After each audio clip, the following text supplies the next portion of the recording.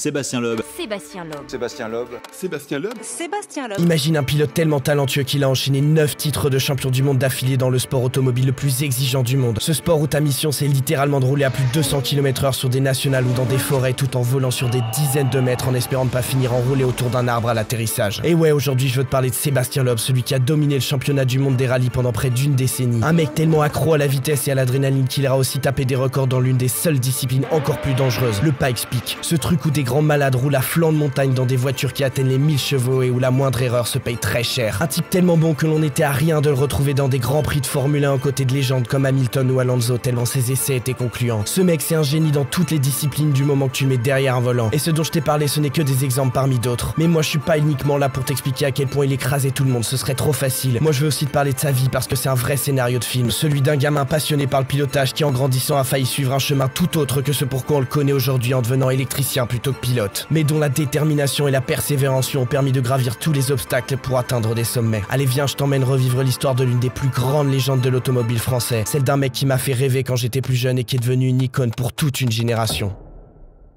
Mais avant de te parler de Seb, il faut que je te parle de cette 308 GTI, qui appartient à un ami. Car grâce au nouveau sponsor de la chaîne, Car Vertical, on a découvert des choses très intéressantes dessus. Mais d'abord, Car Vertical, c'est quoi? Eh bien, c'est un service qui te permet de checker l'historique d'une voiture dans plus de 35 pays.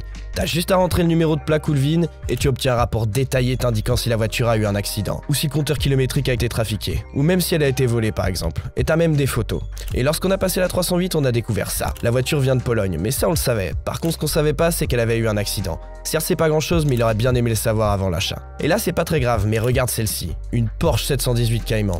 Eh bien on voit que la voiture n'a pas été volée et qu'elle n'a pas de problème de kilométrage. Par contre, elle a été vendue aux États-Unis avant d'arriver en Pologne où elle a été accidentée. Et pas qu'un peu comme on peut le voir sur les photos du rapport. Et après elle a été réimmatriculée en France comme si de rien n'était. Et quand tu achètes une voiture, t'as clairement pas envie de te retrouver avec une merguez rafistolée du genre dans ton garage. Alors avant d'acheter un véhicule, et notamment s'il vient de l'étranger, pense à faire un rapport Car Vertical. En plus, avec mon code DRIVE, tu as 20% de réduction. Je te laisse un lien dans la description. Et merci à Car Vertical de soutenir la chaîne. Allez, on y retourne. Et notre histoire commence en 1974 à Haguenau, un petit village paumé en Alsace où Sébastien viendra au monde. Et pour le coup, lui ne vient absolument pas du milieu du rallye, ni de l'automobile d'ailleurs. Son père Guy est prof de sport et un grand amateur de gymnastique, alors que sa mère est prof de maths. Et Seb, c'est un gamin tout à fait normal mais débordant d'énergie et qui a un goût prononcé pour l'aventure selon ses parents. Et pour canaliser tout ça, son père lui fait pratiquer la gym, son sport de prédilection. Et plutôt intensément d'ailleurs, car il va vite le lancer dans la compétition. Et ce gamin, il aime déjà la gagne. Que ce soit à l'école ou durant ses compétitions de gym, il veut être le meilleur, c'est tout ce qui importe. Et c'est comme ça qu'il deviendra 4 fois champion d'Alsace. Sa première expérience avec la compétition alors qu'on est encore très loin de sa future discipline de prédilection. Mais en grandissant, il s'en rapprochera de plus en plus lorsqu'il fera sa première rencontre avec des engins motorisés. Et ce sera en mobilette, avec ses potes de la gym. Ils troquent leur vélo pour former une bande d'apprentis motards qui passent leur temps à modifier leurs brels pour les rendre plus rapides. Et Seb, la sienne, ce sera la classique 103 Sport. Et ça se tire la bourre dans le village toute la journée et ça bricole. Et cette 103, elle finira par atteindre les 120 km/h de pointe. Pas très légal tout ça. Et ça se passe bien jusqu'au jour où il prête sa mob à un de ses amis. Et alors qu'il était lancé à fond, le nez dans le guidon, une voiture en contresens a tourné pour s'engager dans une ruelle. Le choc était inévitable. Son pote a fait un vol plané et miraculeusement le gamin s'en sort indemne après une longue convalescence à l'hôpital. Et pourtant cette grosse tuile n'a pas suffi à calmer les ardeurs du petit groupe d'apprentis pilotes. Le soir de l'accident, ils sont allés chercher une brouette pour récupérer pièce par pièce le puzzle mécanique dispersé sur la chaussée. Quelques jours plus tard, quand Seb a eu la certitude que son pote s'en tirerait sans dommage, il est allé voir ses parents pour leur dire: comme Eric a cassé ma mobilette, est-ce que je peux récupérer la sienne? Ouais, on est d'accord, c'est pas un truc à dire à des parents dont le fils vient d'avoir un accident. Mais bon, le petit groupe lâche pas l'affaire, ils se mettront même à la compétition. Ils se lanceront dans les compètes de mob et notamment les 6 heures d'Haguenau. Mine de rien, c'est déjà un premier pas vers du sérieux. Il y avait des stands, des équipes officielles avec des marques, et Seb il avait la dalle, mais pas les moyens, et ça le rendait fou, il allait plus vite que les autres avec une machine beaucoup moins performante. C'est à ce moment que son esprit de compétition se retrouve vraiment exacerbé. Il a ça dans le sang. Et la petite équipe arrive tout de même à faire de bons résultats. Mais bon, assez parlé de deux roues. Ses premières expériences automobiles arriveront quelques années plus tard, vers 16 ou 17 ans, avant même d'avoir le permis. D'ailleurs, je dis 16 ou 17 ans, mais la vraie première fois, c'était bien avant. À l'âge de 4 ans, il a plié sa première voiture alors qu'il avait réussi à grimper dans la 2 chevaux familiale et à enlever une vitesse. La voiture a fini quelques mètres plus bas dans un escalier. Ah, le sale gosse. Mais les vraies virées en voiture commenceront lorsque la bande de copains décide la nuit de piquer l'une des voitures familiales en la poussant jusqu'au bout de la rue pour aller taper des virées. Et forcément, un jour, ils finiront par la planter contre un trottoir. Rien de grave, mais c'est la fin pour la pauvre bagnole qui est à l'agonie. Mais bon, après ce genre de conneries, Seb finira par passer son permis le jour de ses 18 ans. Et forcément, vu ses exploits en conduite sauvage, il l'aura du premier coup. Et il est maintenant question de trouver une voiture. Mais il a pas un rond. Il est encore lycéen et c'est sa grand-mère qui l'aidera à payer sa première caisse, qui sera une R5 GT Turbo. Avec elle, il commence à se faire la main sur les routes de campagne autour de chez lui en conduisant comme un malade. Il se crée des défis personnels sur des pistes improvisées paumées autour de chez lui, où il est sûr de croiser personne. Le but étant de passer toujours plus vite et de freiner toujours plus tard. Parfois ça passe, d'autres fois non. Et au pire, c'est les potes qui sont là pour l'aider à sortir la voiture du fossé. Sauf que sa monture est clairement au-dessus de ses moyens. Les freins, les pneus font à peine 2000 km au lieu des 20 000 à cause de sa conduite. Et y a pas que ça, les amortisseurs c'est pareil. Il finira même par casser le turbo. Il galère à financer tout ça, mais c'est pas le seul problème. Ce qui est un avantage deviendra aussi un inconvénient. Bah ouais, on est à la campagne et les forces de l'ordre commenceront rapidement à le prendre en grippe. Alors il apprendra à les repérer et à les éviter, sauf qu'on ne gagne pas à tous les coups. Et un jour, il passera à plus de 140 en pleine ville devant une fourgonnette de gendarmes. Et il fera une erreur qui lui coûtera cher, celle de ne pas s'arrêter et d'aller se réfugier chez sa mère. Sauf que les gendarmes le connaissent et connaissent surtout la voiture. Alors ils viendront le cueillir chez lui. Délit de fuite à haute vitesse, c'est direction le commissariat et gros coup de pression comme dans les films. Résultat, un retrait de permis de 6 mois et 6 points en moins. Et tu te dis que ça l'a calmé? Non, pas du tout. 3 jours plus tard, avant que la peine soit prononcée, il trouvera rien de mieux à faire que de retaper un run avec un ami. Et il se fera flasher. Et là, il est jeune permis, c'est 6 points en moins encore une fois. Il voit son permis s'envoler. Sauf qu'il a de la chance. Cette deuxième contravention n'arrivera jamais. Sûrement perdu dans les méandres de l'administration française. S'en suivra 2 ans de petits boulots et de galères, ce qui l'amènera à se lancer dans une formation d'électricien. Et la vie continue, occupé à semer les gendarmes et à s'amuser avec ses potes. Il ne se rend pas compte qu'il se rapproche de plus en plus de l'événement qui plus tard changera sa vie.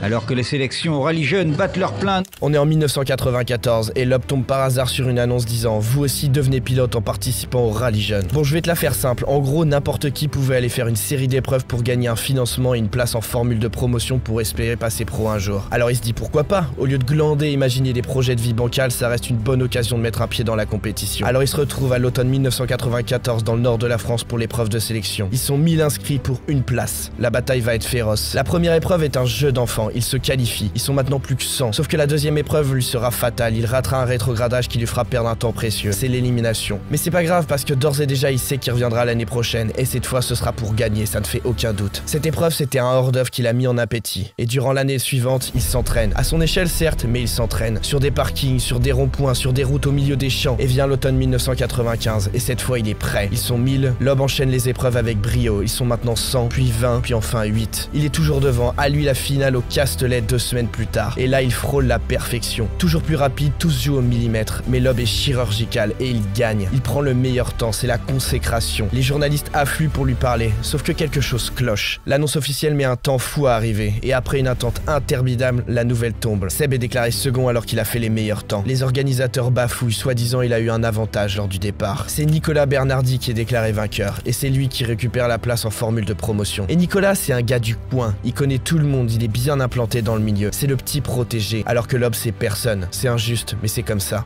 Honnêtement, je pense que c'était du favoritisme en fait. Moi, je sortais de nulle part, lui était déjà un peu connu. Il y avait des membres du jury qui le connaissaient. Enfin bon, voilà, c'est tout. Sauf que sa performance ne passera pas inaperçue, parce que ce jour-là, il se fera repérer par Dominique Heinz. Et il ne sait pas encore, mais c'est cette rencontre qui va changer sa vie et être le début d'une longue amitié. Et Dominique, il veut lui donner sa chance et le faire participer à son premier rallye avec son association Ambition Sport Auto. Et pour les plus néophytes d'entre vous, un rallye est une compétition composée d'un certain nombre d'épreuves appelées spéciales, où les pilotes doivent aller le plus vite d'un point A à un point B. Et pour savoir qui gagne, eh bien on additionne le temps réalisé par chaque pilote sur chaque spéciale, et celui qui a le temps total le plus bas gagne. Et voilà notre Seb 2 ans plus tard au volant d'une 106 pour sa première spéciale avec Dominique comme copilote. Et devine quoi? Bah il va terminer premier. Il était tellement bon qu'il a mis la misère à des mecs qui faisaient ça depuis 20 ans alors qu'ils sortaient de nulle part. Dominique demandera d'ailleurs entre 2 épreuves à Seb: mais pourquoi tu roules comme un dingue? Ce à quoi il lui répondra: parce que seule la victoire m'intéresse. Il venait de remporter sa catégorie sur le premier événement officiel de sa carrière. Il n'était plus le petit jeune qui fait le con sur les routes en semant les flics, il était maintenant pilote. Et il va continuer à se faire une place dans le milieu grâce à ses performances qui lui permettent de sortir du lot. Mais à cette époque, les victoires ne lui rapportaient pas grand chose, à peine de quoi financer les courses suivantes. Il fallait dormir dans la voiture faute de moyens pour payer l'hôtel, c'était vraiment pas facile. Mais son talent était indéniable, ce n'était qu'une question de temps et de persévérance, même si la route n'allait clairement pas être facile, tu vas voir. 1997 marquera aussi l'élection de Seb en tant qu'espoir de l'année par la revue Échappement. Ça te dit sûrement rien maintenant, mais à l'époque c'est un titre prestigieux que des légendes comme Didier Auriol ou François Delcourt ont eu avant lui. Et c'est peut-être une des des raisons qui amèneront Dominique Heinz et Rémi Mamosé, l'entrepreneur en charge des finances chez Ambition Sport Auto, à passer au niveau supérieur en achetant une vraie voiture de rallye à Seb, une Saxo Kit Car. Et pour ça, les deux hommes s'endettent à hauteur de 300 000 francs chacun pour la voiture. Et Dominique fera un truc complètement fou pour obtenir le prêt. Il ira jusqu'à hypothéquer sa maison tellement il croit en Seb. Maintenant, il n'a plus le droit à l'erreur. S'il la casse, pas de retour en arrière. Il n'a jamais eu autant de pression sur les épaules. Avec un peu de recul, c'était pas raisonnable, hein. C'est clair. Moi, à l'époque, j'étais passionné de quelque chose. Et cette aventure avec Seb, on la vivait à fond. Surtout que Seb, il était pas tout seul dans cette voiture. Bah ouais, ils sont deux. On a souvent tendance à oublier le copilote, qui est pourtant essentiel. Un pilote de rallye n'est rien sans lui, et cette relation se base avant tout sur une confiance réciproque. Et à cette époque, Seb, à cause de son style de pilotage très agressif, on va dire, eh bien il a tendance à décourager les gens qui osent se placer dans le baquet à côté de lui. Sauf qu'il finira par faire une rencontre qui changera sa carrière, celui qui le suivra pendant 16 ans. J'ai bien surnommé Daniel Elena. Et le pire dans cette histoire, c'est que Seb et Daniel, ils sont vraiment différents. Seb, c'est plutôt quelqu'un de calme, alors que Daniel, c'est la grande gueule qui rigole tout le temps. Sauf que dès leur première course ensemble, Lob a compris quelque chose. Daniel n'a pas peur. En toutes circonstances, il est imperturbable, il fait son boulot proprement. Et leur différence de tempérament qui au premier abord pouvait poser problème finira par devenir leur force. Ils sont complémentaires. Mais leurs liens d'amitié se sont noués dans la galère bien avant le succès. Les deux hommes ont décidé de se consacrer au rallye à plein temps. Et les primes de victoire servaient encore et toujours à payer les courses. Chaque centime qui en sortait pour des dépenses personnelles était soigneusement calculé. Il y a même une époque où Daniel s'est retrouvé à vivre chez la mère de Seb pour simplifier leurs déplacements et réduire les coûts. Et les deux hommes continuent leur petit bout de chemin, allant de victoire en victoire sur des rallyes régionaux. Et malheureusement, en 1998 arrivera l'impensable. Seb cassera 2 fois la voiture, coup sur coup, et la deuxième fois, le châssis est touché. Il se retrouve à pied alors même qu'il commençait à se faire une place chez les grands. Il ira même jusqu'à faire un appel à l'aide sur une chaîne de TV locale pour trouver des partenaires. Mais ce sera finalement un concessionnaire Citroën habitué des rallyes qui, touché par leur histoire, deviendra leur sauveur en leur fournissant une nouvelle coque pour réparer la voiture.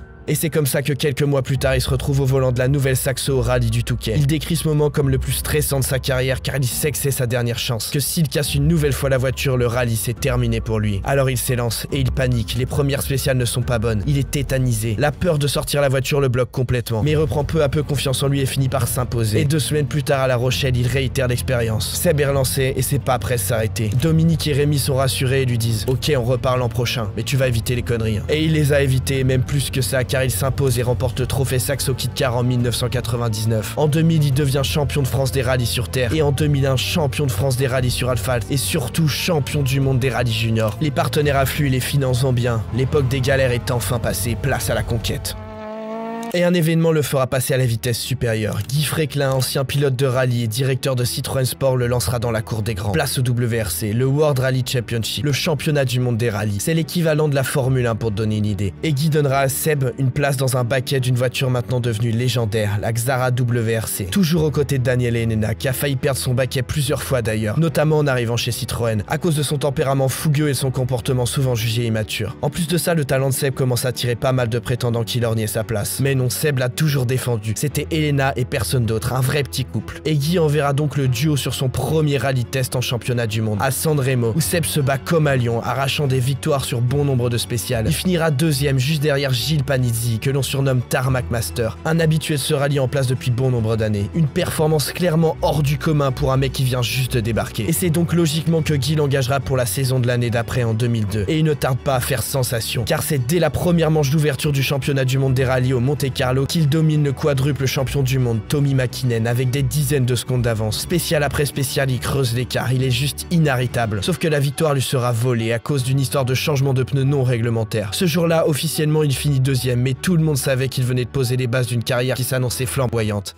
Pour moi, j'ai gagné. La course, c'est dans les spéciales. Je pense que tous les pilotes pensent comme moi et je pense que même Tommy pense la même chose. Et sa première victoire officielle, il l'obtiendra au rallye d'Allemagne quelques mois plus tard. Et cette fois, aucune erreur stupide de réglementation ne viendra lui mettre des bâtons dans les roues. Il pourra savourer son premier titre sur un rallye de WRC. Et en 2003, Seb dispute sa première saison complète et se retrouve aux côtés de Colin McRae et de Carlos Sainz chez Citroën, deux légendes du rallye. Lui, le petit jeune sorti de sa campagne, est maintenant avec les plus grands. Et il a bien l'intention de montrer de quoi il est capable. Et ça ne va pas tarder car une nouvelle fois, il domine le rallye d'ouverture de la saison, le Monte Carlo, où il pourra prendre sa revanche sur l'année précédente. Et il continue, c'est une nouvelle victoire en Allemagne, puis en Italie, et arrive le dernier rallye de la saison, en Grande-Bretagne. Seuls Carlos Sainz, Peter Solberg et Seb peuvent prétendre au titre de champion du monde. Ils sont séparés d'1 point au classement des pilotes. C'est rien du tout, tout va se jouer lors de cette épreuve. Et je sais pas si tu te rends compte, mais c'est sa première saison complète en WRC, et il est déjà à rien d'être sacré champion du monde. La bataille fait rage lors des premières spéciales. Tous veulent remporter le trophée de temps convoité. Sauf qu'un événement va tout changer. Carlos, le coéquipier de Loeb, Loeb va abandonner à cause d'un incendie qui se déclare dans sa Xara. Il ne reste plus que Seb en course pour le Citroën. Et il y a un truc que je t'ai pas dit sur le WRC. Il y a un titre de champion pilote, mais aussi un titre constructeur. Et vu que Carlos n'est plus là pour assurer les points, malheureusement l'équipe va faire un choix stratégique. Celui de dire à Loeb de lever le pied pour assurer un podium et être sûr de remporter les points nécessaires pour obtenir le titre de champion du monde constructeur. Et Loeb, sûrement par respect pour Guy, son mentor et directeur de l'équipe, se résignera et acceptera. Il finira donc deuxième au terme du rallye, le faisant monter sur la seconde marche du podium du championnat du monde des pilotes à seulement 1 point de Peter Solberg. Mais grâce à lui, Citroën obtiendra son premier titre de champion du monde constructeur.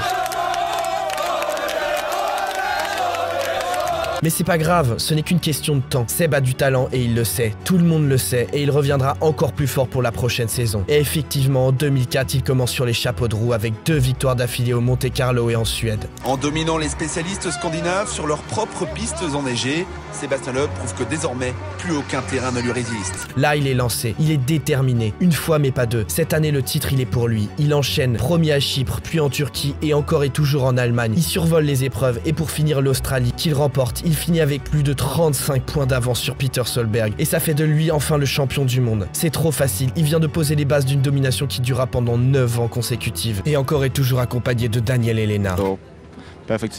Mais comme si c'était pas suffisant, Seb en parallèle du rallye se lance dans la compétition sur circuit. En 2005, alors qu'il survole le championnat du monde des rallyes, ouais cette fois c'est avec 56 points d'avance qu'il deviendra champion, il est invité aux 24 heures du Mans par l'équipe d'Henri Pescarolo pour une première participation qui se conclura par des résultats en demi-teinte. L'équipage réalise la meilleure moyenne horaire de nuit mais sera victime de plusieurs incidents. C'est l'année d'après, en 2006, lors de sa deuxième participation, que Seb et son équipe finissent deuxième de cette épreuve mythique. C'est incroyable, ce mec quoi qu'il conduise, il est bon avec. Je sais pas si tu es au courant mais il a failli faire de la Formule 1 quand même. En 2007, il a fait des essais chez Renault sur le circuit Paul Ricard qui se révèle être déjà très bon. Puis en 2008, il a été invité par Red Bull, une fois à Silverstone pour tester la voiture, puis à Barcelone pour une séance d'essai officielle. Pour son premier roulage sur 16 pilotes, il a fini 8ème. Et ça toujours en parallèle du championnat du monde des rallyes, c'est une dinguerie. Ça a tellement étonné tout le monde qu'il a même été question d'intégrer officiellement pour des GP. On était à 2 doigts de voir Loeb descendre de sa bagnole de rallye en fin de semaine après avoir exterminé tout le monde pour prendre l'avion et aller mettre des gifs à des Hamilton, Vettel et autres pendant le week-end. Mais malheureusement ça ne se fera pas car la super licence permettant de courir en F1 lui a été refusée à cause de son manque d'expérience dans ce sport. Il participe aussi à plusieurs autres types de courses sur circuit. Je vais pas toutes te les citer, il a fait trop de trucs, mais sache qu'il y en a eu beaucoup. Et tout ça, ça dure jusqu'en 2012 où pour la dernière fois, Seb va encore remporter le titre de champion du monde avec 9 victoires sur 13 rallyes. Même au bout de 9 années, ça continue, il déglingue tout le monde. Mais le cœur n'y est plus pour lui. Il explique que quand il conduit, il prend toujours autant de plaisir. L'adrénaline, le défi, la compétition, ça le fait toujours vibrer. C'est comme au premier jour. Mais toute la partie préparation, les voyages, les semaines longues et monotones, les sollicitations médiatiques et les éternelles heures d'attente, ça ne l'amuse plus. C'est trop, il veut voir autre chose. Et c'est lors du rallye de France, en Alsace, qu'il décrochera les points nécessaires à son dernier titre de champion du monde, dans sa région natale. Une spéciale urbaine dans les rues d'Agnaud, ville de naissance de Sébastien Loeb. Là-bas, tout le monde le connaissait. Je pense qu'il ne pouvait pas finir sa carrière en rallye d'une meilleure façon que celle-ci. La fin d'une ère, il laisse place à la nouvelle génération qui se trouve être son ancien coéquipier, Sébastien Ogier, un autre gars avec un talent inné. Mais ça, ce sera pour une autre vidéo. Mais pour Seb, la fin du rallye, c'est un nouveau départ, place à de nouveaux défis.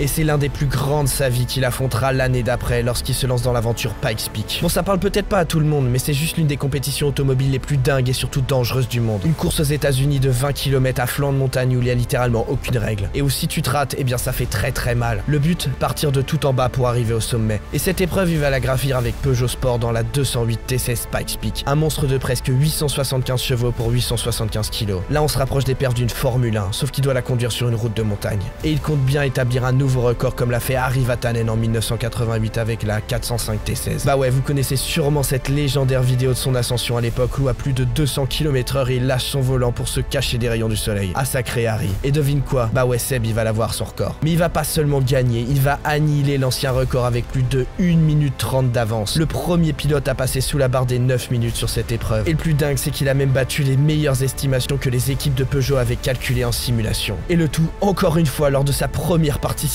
à l'épreuve, c'est juste incroyable. Et à ce jour, il détient toujours le record de la catégorie des véhicules thermiques. Mais bon, on parle de Sébastien Loeb, alors il va pas s'arrêter là. Il continue son aventure, il part en championnat du monde des voitures de tourisme en 2014, le WTCC, où il finit 3ème. Et en 2015, même chose, 3ème. Et encore une fois, c'est des résultats de zinzin alors même qu'il débute dans la discipline. Et en 2016, on continue, il part au Dakar parce que pourquoi pas. Et puis en championnat du monde des rallycross aussi. Et l'année d'après, vu qu'il est juste trop fort, et bah le Dakar, il a failli le gagner avec à peine 5 minutes de retard sur Stefan Petersen. Je sais pas si tu le connais, mais c'est quand même un mec qu'on surnomme Monsieur Dakar, qu'il a gagné 14 fois. Bon bref, je pourrais continuer comme ça longtemps parce que là je t'ai même pas tout dit. Mais ce qu'il faut retenir, c'est juste que c'est probablement l'un des plus grands pilotes de tous les temps, toutes disciplines confondues. Bon, c'est peut-être pas un avis ultra impartial vu que je suis un grand fan, mais sache qu'il est encore aujourd'hui actif dans bon nombre de disciplines. Il a même ouvert sa propre équipe en sport auto, Sébastien Loeb Racing, qu'il co-dirige avec Dominic Heinz. Ah oui, celui-là c'est un impondérable, au même titre que Daniel Hellena pendant ses années en rallye. Et ouais, Seb, c'est une carrière incroyable. Il est l'icône de toute une génération. Il a fait rêver bon nombre de gamins, moi y compris. Un mec qui est parti de rien et qui est arrivé au sommet. Seb, t'as tout mon respect, t'es la définition même du talent et de la persévérance. Bon allez, si t'as kiffé cette petite histoire, je t'invite à aller voir celle-ci qui parle de Colin McRae, l'ancien coéquipier de Loeb chez Citroën. Ce mec-là aussi a une carrière incroyable. Bon, il avait aussi un gros penchant pour les crashs et la destruction de voitures de WRC. Allez, on se retrouve là-bas. Des bisous.